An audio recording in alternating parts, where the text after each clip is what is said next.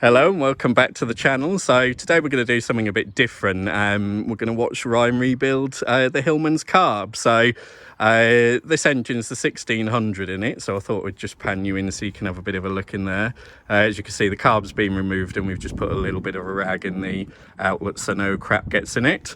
Ryan had swapped the carb off another engine when he got it initially running because it wasn't running on that original carb, but whilst it runs the car, it's not very good. It splutters and backfires, which, whilst amusing for a time, is not good for the running of the car. So we'll go and watch Ryan rebuild the carb and join us in a second for that. Right, so here we are back in the garage with Ryan. He's going to rebuild the carb, but I'll just let him explain to you what he's going to do and then we'll watch. Yeah, so this is said carb off the Hillman.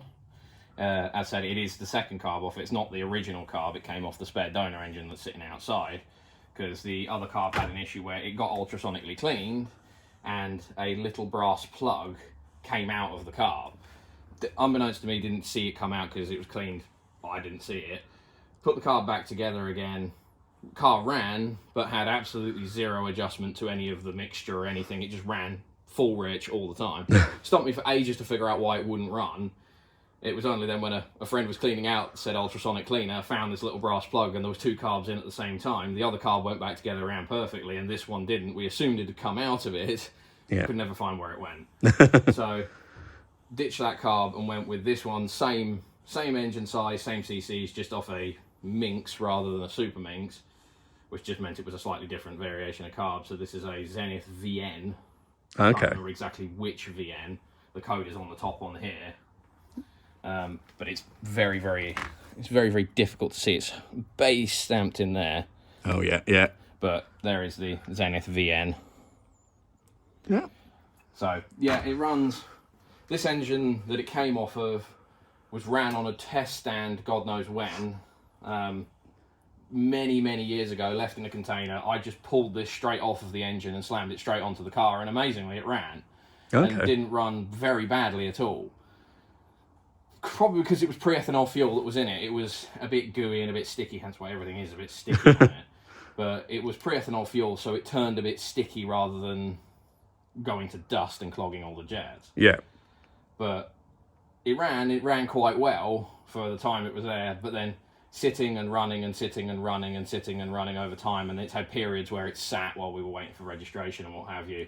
Yeah. That it got slowly worse and worse because it's had ethanol fuel in it. Yeah, the new E10. Oh, no, we didn't put the E10 in it with a lead substitute, because this engine, I have no idea if it's got hardened valve seats, not going to risk chancing it. Yeah. So it's had lead substitute in it, but it's running kind of rough. It runs all right, but it's a real mare to get it started. When it does run, it'll idle, but you touch the throttle and it will run on 2 cylinders, it'll backfire, it'll throw loads of it in. Yeah. And it'll flood, is what it's been doing. Yeah. So you'll get stuck needles or whatever, and it'll just flood and leak fuel out the bottom or whatever. So it needs to come apart. But yeah, so okay. It's a fairly... Dinky carb. Yeah, fairly little carb downdraft. Mainly all the thing, your throttle linkage goes into here and turns your throttle for your main throttle blade. Yeah. This is all the setup for your choke linkage that just knocks on and then knocks your choke off. Okay, yeah. So, full choke, springs back off. This is the accelerator pump, so that when you give it some, there's a little jet hiding down in there at the very bottom. Might not be able to pan in, but yeah. We'll see it once we can see it, yeah. And that shoots a jet of fuel in when you hit the throttle just to give it a bit more enrichment so it doesn't bog down. There's a diaphragm in here for probably some part of it. I've not been into one of these before. Yeah. So it's going to be a bit different. And what do you get in the rebuild kit as part of things to rebuild it? If this is the right rebuild kit, because this was quite hard to find, is set a gasket to go between the top of here and the float bowl. There's the diaphragms. It's hard to see through the packet. Yeah. Once we get it open, we'll see there's little filters and diaphragms and just general little like gaskets and odds and sods that go in there. Yeah. And there's a little spring to go on the little jet needle out there. There's another new needle there for the main mixture, and your needle and seat. Oh, so you get new needles in it as well then? No, this is a needle and seat. So this is just what regulates the fuel underneath the float bowl. Oh, okay. This isn't like a SU, which is what you see more of and everything out in the Rovers. these don't have a needle as such. They're jetted, or should be jetted. They're not like the SUs where they have a big long needle like a bike carburetor. Yeah. So these are quite different. But Okay. what we'll do first is we'll just clean it all up. Yeah. And then we can start pulling the screws out. I've photographed everything that's on it because obviously you got springs in places and lever arms and what have you. So trying not to get as much of this mixed up as possible. But it's going to be a fairly basic rebuild. I would like to ultrasonically clean it. That's the way you're going to get it really clean.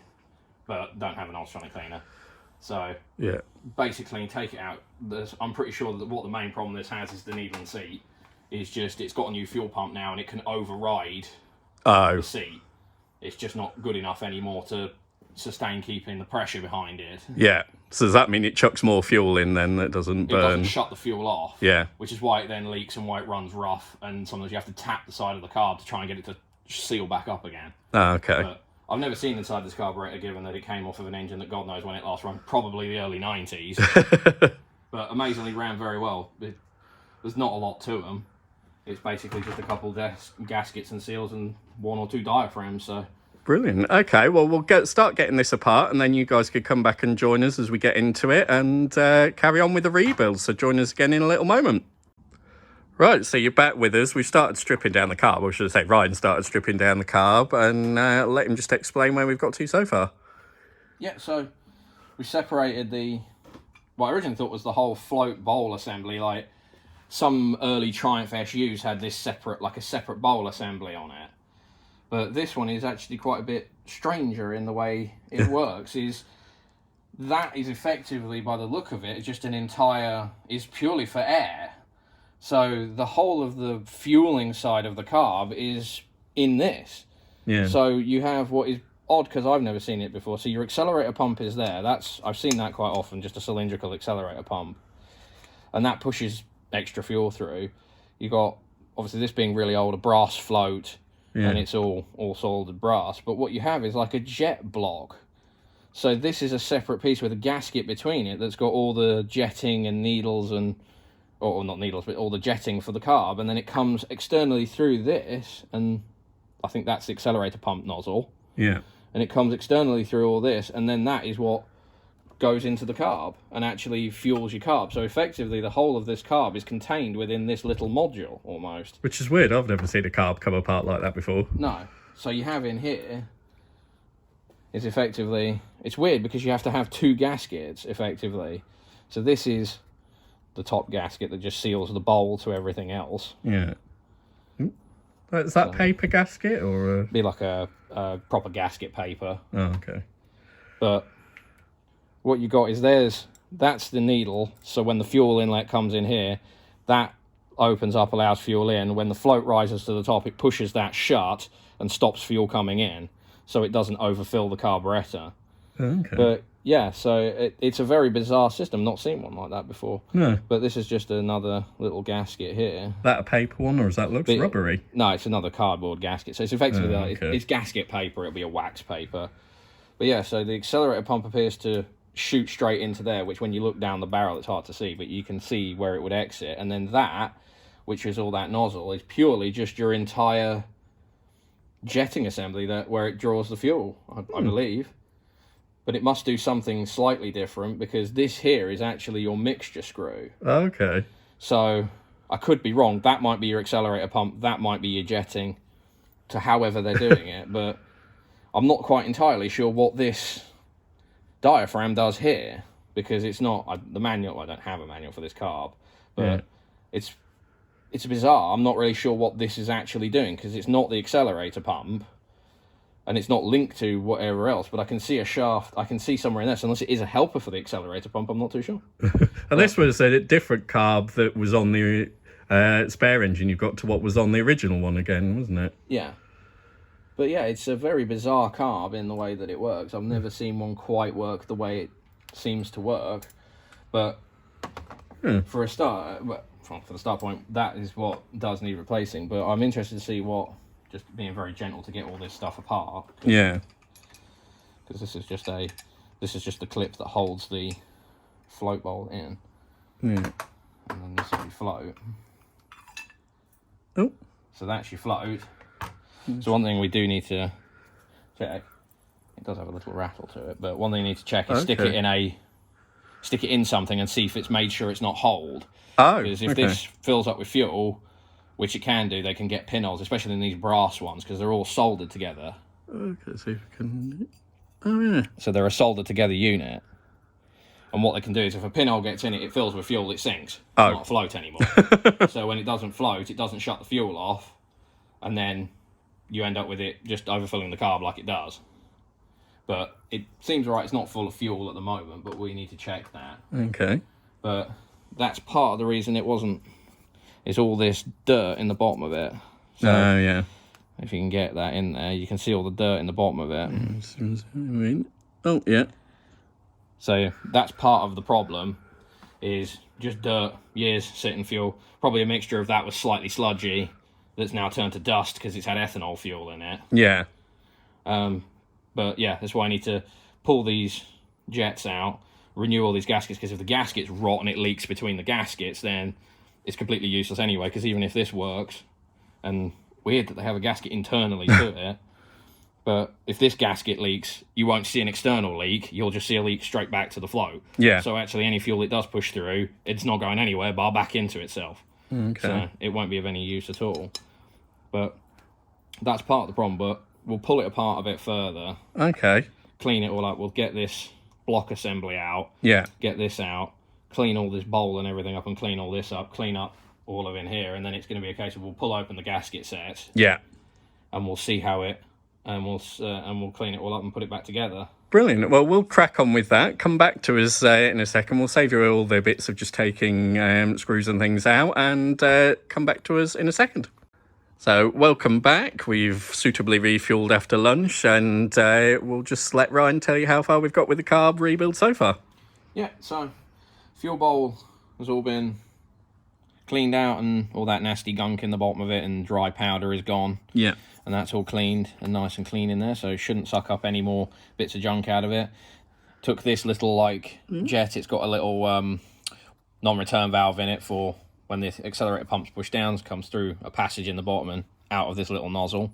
Yeah. Check that's all clear, cleared that out, made sure that's all good. So that is nice and clean, so should be ready to go back together. The very strange little...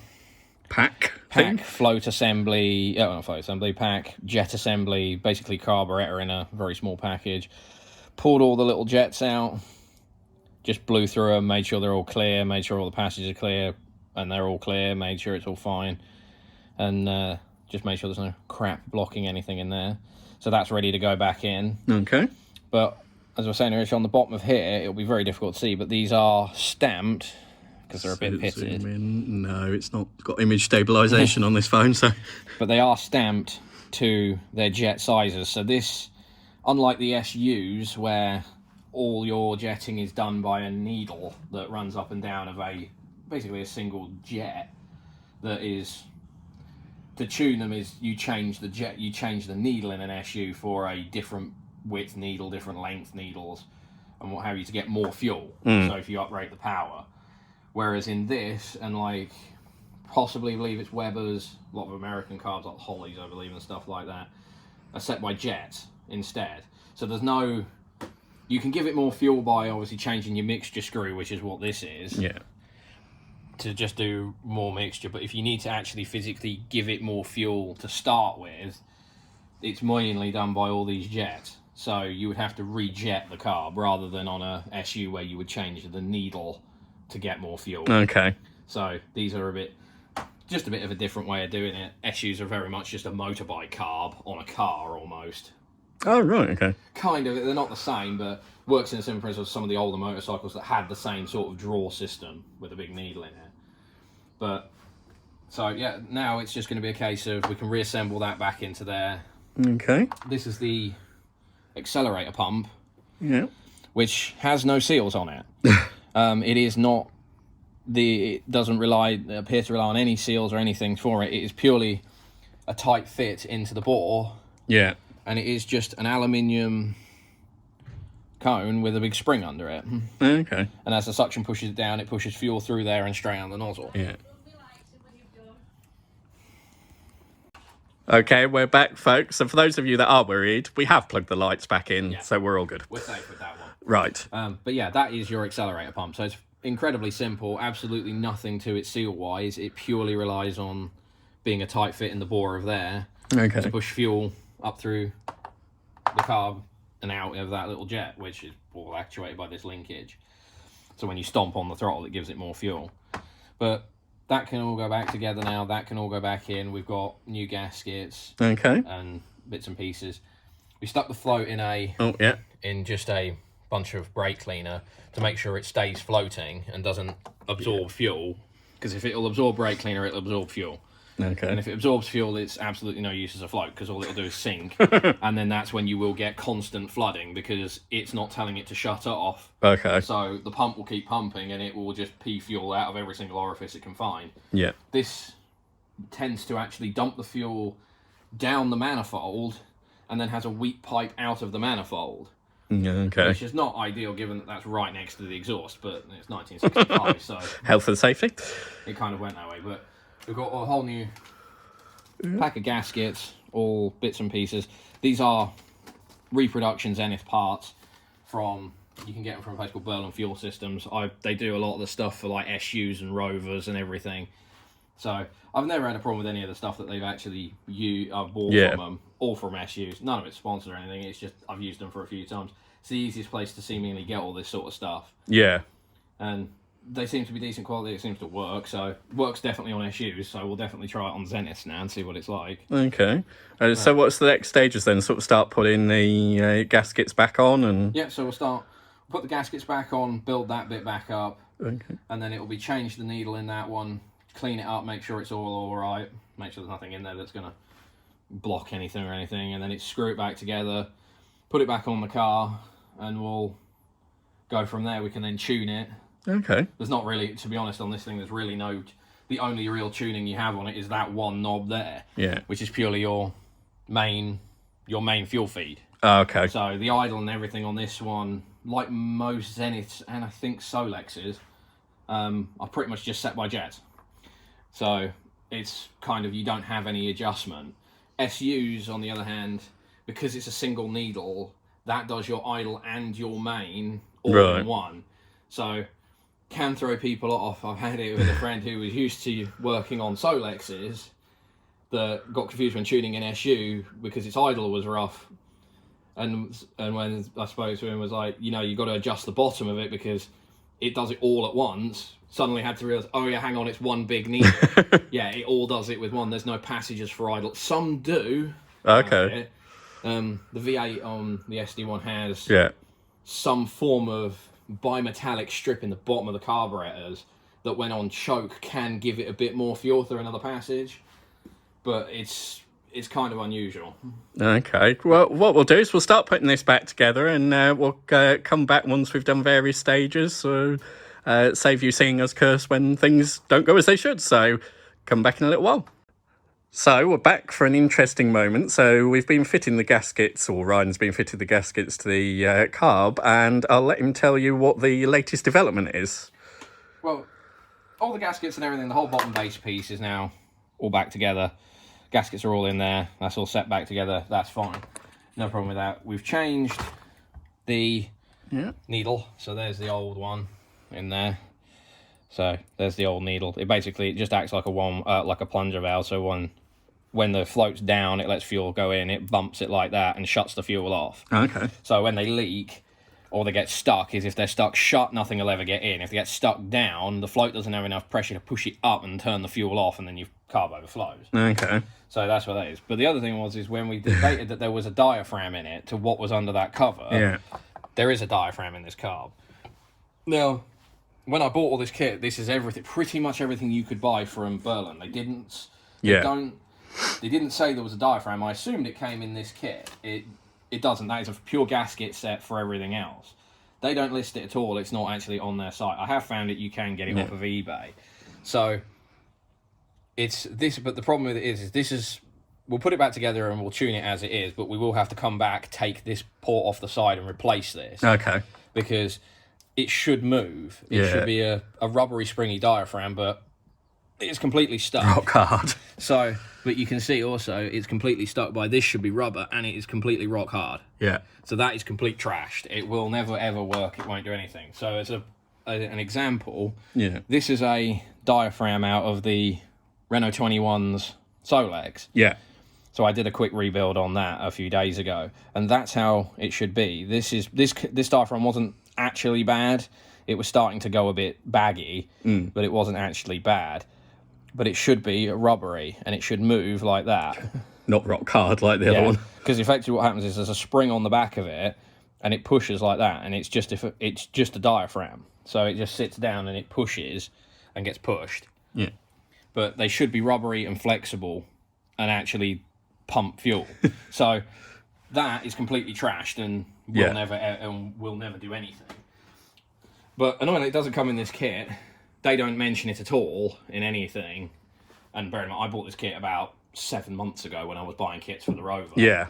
So I just bought it knowing I'd probably have to go into here at some point.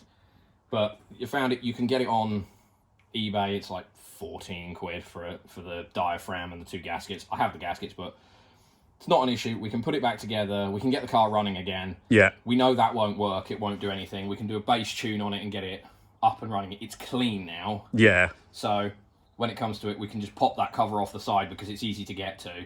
Pop the cover off, whip the diaphragm out, clean it up, put the new one in, back together. Should be good to go. And you can do that in situ on the car, can you? Or do you have to take it back off again? No, shouldn't be a problem.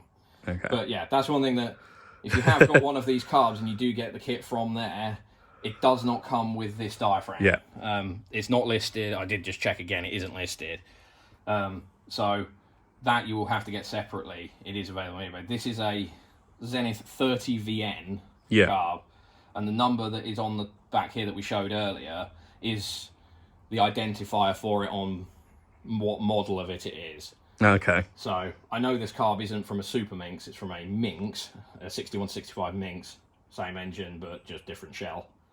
So they were slightly different between it. But yeah, we don't have that to replace it. It won't do anything because it is absolutely rock solid. But that's problems you will run into. Yeah. Especially cars with diaphragms. Okay. Because time will ruin them and they just go rock hard.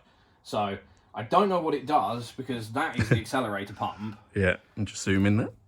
So it must be doing something else circuit-wise, maybe idle circuit-wise. I'm not sure. But yeah, if you know, put a note in the comments if you see this and read it. I'll probably be able to find it if I can find it in the book I've got. But yeah, so that's one thing we run across. We don't have that seal. I'm not going to destroy it because I want it to stay intact while we put it back together because it means the car's mobile. Yeah. So we can move it. I'll order that up. We'll replace that and change it. We've got other stuff in the engine bay to do as well anyway. So we'll do it at the same time. And then we'll just retune it. Brilliant. Right, we'll get cracking on putting this back together then and join us in a little while once it's all done and then we can put it back on the car. So join us again. Right, so here we are, we're back and it is all back together. Yep, new gaskets on between the 2 faces. All the 4 bolts put back up. Just got to put the accelerator linkage back on and the 1 bolt in there. And then we are good to go. It's all cleaned up. Brilliant. Obviously still need to do that, but it's all cleaned up. It's then, we'll pop this out once I've just put the linkage back on, which is your main mixture control. We'll see what it's like and see how clean it is, whether we need to clean it up or replace it or whatever. I have got another one. But we'll put the linkage back on and then we'll look at that, and then that should be it for the time being, and then it can go back on the car. Yeah, hopefully we can get that done today, although if I turn around you might not be able to see it. It is absolutely piddling it down now, so we will try our best. But yeah, join us again when we've fitted it back on the car. Okay, so just before we attempt to go and fit it back to the car, we were looking at this. So this is your mixture adjustment needles that go into the bottom of the carb just down here. Zoom in. So yeah, you just turn in, out to richen or weaken the mixture. But I was originally wanted to keep this one in it, the original, because it's got this really nice knurled nut on it. Then you could adjust it without having to have a screwdriver. Yeah. And it's in a really easy place.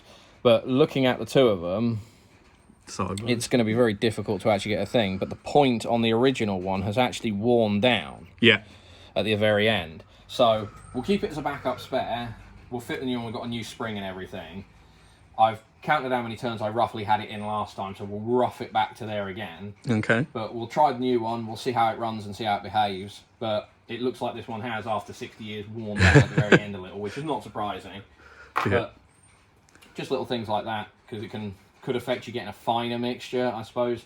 Because the more the taper wears out, I suppose the more fuel it could let past and be a bit more harder to tune. So we'll throw the new one in, we'll see how it behaves. If I don't like the way it behaves, the original. Put the original back in. Brilliant. Okay, join us again soon in the next stage. Right, so we're back, folks. So I think what we're going to do is leave this for now, and this will be kind of a part one, because as Ryan said, he needs to order the diaphragm, but also it is absolutely chucking it down with rain outside. So it's not the best time to do put the car back on the engine, but no. I'll hand back to Ryan for final thoughts. But yeah, that's all put back together. There's where your adjustment is. So it was 3 1/4 turns. I had it rough to rough from what the last setting was. So gone 3 1/2 turns in. Whether that should be enough in experience to get it running at least, and get it so it'll start, get it warmed up, and we can then tune it from there.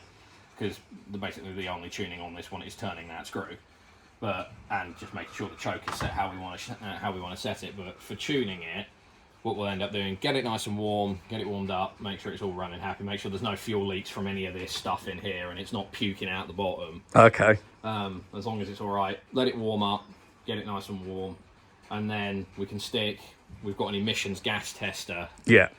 We'll stick that up the exhaust, and this technically has no emission standard if you were to take it for an MOT. The emission standard on this is no visible smoke at idle, being pre-60. I can't remember when it changed to having to have an emissions CO limit. I can't remember if it was the early 70s or very late, just after this, but 64, 65, it is no visible smoke at idle. Yeah. It went then, I know in 74 when I had a Spitfire, that was 4.5% CO all the way up to, I believe it was mid-80s. Because the Rover behind us has to run at the same. Its limits is the same. So, in setting it, we'll go through the finer details of setting it up. Rough to rough for that anyway. But I like to set these around 3.5%. Yeah. It seems to be it seems to be running the cleanest. You don't get bogging, and it seems to be about right. It seems to be a rule of thumb with the cars I've messed around with. 3.5%. They run pretty happy. Yeah, and the Hillman's MOT exempt anyway, so... Yeah. But if it's setting it, I guess, where it's happy it's running at. Well, we want it to be set right, because too much mixture, it'll just bog, and it'll run, and it'll suck the plugs up, which it was doing at one point before. And too lean, it'll pink, it'll run hotter, because if it's pinking, it will run hotter. And last thing we want to do is make it run any warmer than it currently does. Yeah. And it'll be down on power. Yeah. But it should run fairly nicely. It doesn't overheat, and it seems to run pretty happy, even on a stock water pump and stock mechanical fan. Obviously, 30-degree temperatures in summer will change whether it runs good or not. Yeah. It'll either I have suspicions if it's sat in traffic, it may start running a little warm. Okay. But that's something to try this summer when we take it out. Yeah. See how it actually behaves, because this will be, this summer, the first time it's probably been on the road, well, definitely in this country at all, and in the previous countries it's been in since I think at least 83. Yeah. So it's had a fair amount of work, but obviously that engine is a complete unknown. Yeah. I know from some of the history that I have with the car, when it came into the country, that engine was locked up. Yeah. I have been told it's had rebuild work to it, but you can't really tell. Yes, it does look like someone's been in it. Whether it's been completely apart or not, I'm not sure. I don't think it has. I think it may have had some bearings rolled into it and it unstuck. Yeah, unseized. But it seems to have decent compression. Without tearing it down, I wouldn't be able to know whether it's actually had anything done to it. Yeah. It seems to have decent compression. It seems quite happy running. It doesn't have low oil pressure. So we'll just run it as it is and see what it does. It does smoke a little bit. Yeah. It does burn some oil, but it's not surprising. It's been sat so long, and if it has been unstuck, the rings are likely stuck. And no idea how many miles are actually on it, is there? There's no hard evidence of how many miles, because obviously this is a speedo that doesn't do 1 million miles. Yeah. once it's 100,000, it rolls over to 0 again. Unlike the Rover that does have what they call a 1,000,000 mile odometer, which will roll all the way up to 999,999. That's 99,000. From what you can tell, and the body and the condition, the sticker in the door says in 83, its last service in 82, it was due another service, I think, at 40-something thousand miles, something like that. About 44,000, 45,000. I can believe it, possibly. The condition is quite good. Yeah. Rot-wise, the car's not really had much done it, but that, with a pinch of salt, could be 140,000. Yeah. Who knows? At this point, it really makes no difference. It's how it runs now, I guess, isn't it? And when we put it on the road. And the bodywork, it shows it's good. It's not rotten. Yeah. So it's close, and we'll see. Because the bits on the bodywork were more accident damage, weren't they? Rather than it actually rusting from its age. It's had some rust. It did have rust in the sills. Yeah. But it was so minor. Well, it wasn't minor, but it was very little in the grand scheme of a car from 1965. I mean, I've done stuff from the 90s that have done less or supposedly about the same miles, and have needed a hell of a lot more to than that did. It doesn't need any floor repairs. It never has done. Its arches are very good, but yeah, it's been sideswiped at least down the driver's side. I know because it's got a scrapyard front wing on it. Yeah. And the door is, well, as we pulled the filler out of the door, as it pulled itself out the door, they didn't even bother changing the door when it got sideswiped. Yeah. So it needs the door fixing, because the door is a disaster zone of filler and shite. Yeah. But it needs to be pulled out, straightened up, fixed. So I'll pull it out as best I can. Well, as best I can, get it nice, skim it, and then put it back together, and then just run it as it is. The door's not rotten. No, surprisingly. Surprisingly, it survived that. But the car's never intended to be mint. Yeah. I think you'd lose some of its, like, not patina, but it's like history, wouldn't you then? Yeah. It will annoy some people, because it has quite good patina when it's out in the thing. It's a bit faded. It's got some rash down the tops of the rear fins where people have rubbed past it when it's been stored. Yeah. And taken the paint off, and it looks quite good, but it will have to be painted at some point. It lives outside. It doesn't live in a garage. Yeah, as you can see, if I just pan round, it's out in the rain now. So it lives out in the rain. It lives outside. But the one thing I won't do is throw a cover over it, because it'll cause way more damage than it will help. Yeah. It needs paint. It's got paint where it's blistered off. So at some point it will get repainted, blue over white probably again. But that's way later in the future, depending on whatever I do with it. So I think we'll leave that there for now. So this is going to be part 1. Come back, hopefully, maybe, depending when I get this video up online, but hopefully in a week or so's time, and see part 2. And we're hoping that maybe the diaphragm will come back then. So if it's not piddling it down again, we can put it on and tune it. But thanks for watching. Do hit like and subscribe if you like what we're doing, and take care, everybody.